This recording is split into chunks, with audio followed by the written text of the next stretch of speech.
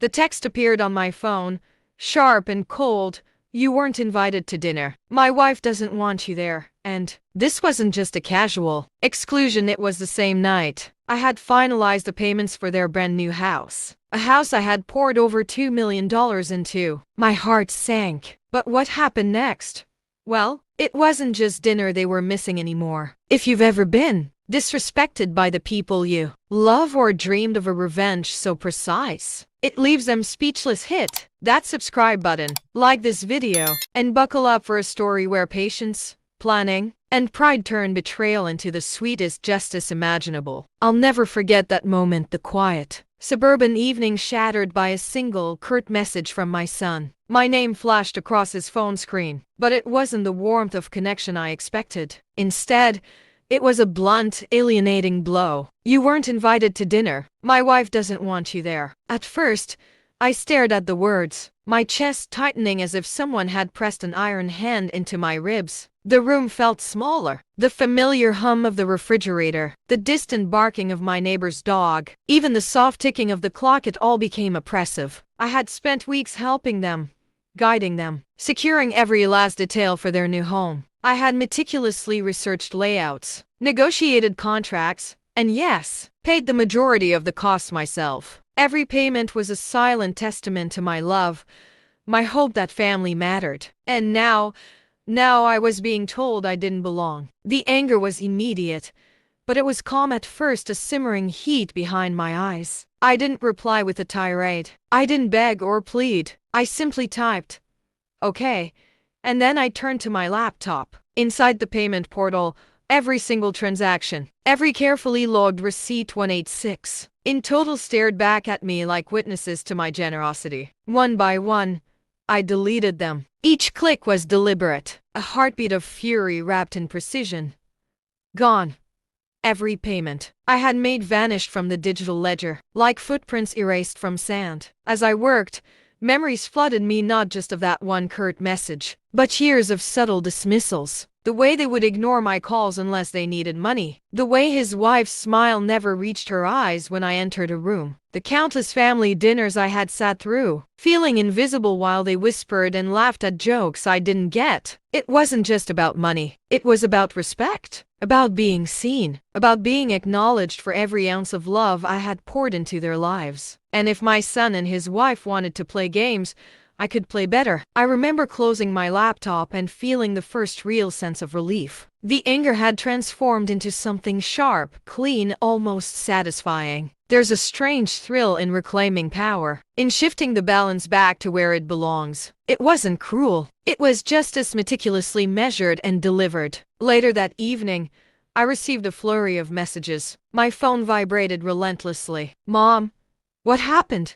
I thought the payment went through. Why are the receipts gone?" I smiled, sitting back in my chair. The voices on the other side were frantic, unmoored, and I sat there, quietly letting them unravel. I knew the psychology at play. Humans, especially those who underestimate you, always assume power comes from strength or authority. They never expect the quiet, patient, calculated strike, the kind that comes from a place of righteousness and principle. And that's exactly what I had executed. It wasn't just about the money. It was about showing them that respect cannot be bought, that love cannot be forced, and that ignoring the foundation someone else builds for you comes with consequences. I replayed the scene in my head, the shock on my son's face, the disbelief in his wife's tone. I imagined their frantic conversations, their desperate scramble to fix something that wasn't theirs to control. And while it might seem small to an outsider, the satisfaction was enormous. For hours,